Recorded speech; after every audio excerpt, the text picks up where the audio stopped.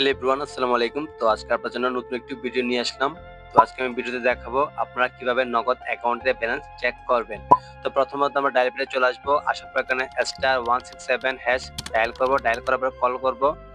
তো কল করার পর আপনার যে সিমটিতে নগদ অ্যাকাউন্ট খোলা আছে সেটির উপর আপনি টাচ করে দিবেন। যেহেতু আমার 2 সিমে নগদ অ্যাকাউন্টটি খোলা আছে, এটার উপর আমি টাচ করে দিব।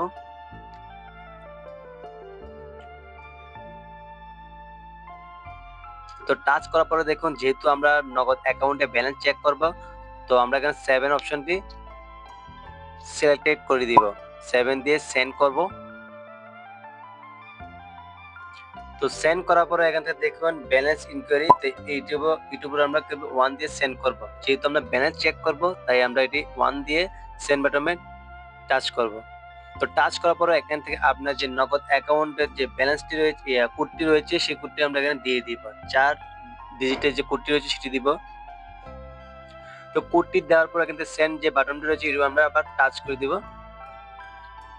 তো টাচ করার পর দেখুন এখানে ব্যালেন্স টাকা 270.25, মানে আমার 270 টাকা 25 পয়সা আমার অ্যাকাউন্টে আছে। হ্যালো এভরিওয়ান, তো আজকে আমি দেখিয়ে দিলাম আপনারা কিভাবে একটি নগদ অ্যাকাউন্টে ব্যালেন্স চেক করবেন। তো ভিডিওটি ভালো লাগে থাকলে অবশ্যই চ্যানেল সাবস্ক্রাইব করবেন, পাশে থেকে বেল আইকনটি বাজিয়ে দিবেন পরবর্তী ভিডিও সবার আগে পাওয়ার জন্য।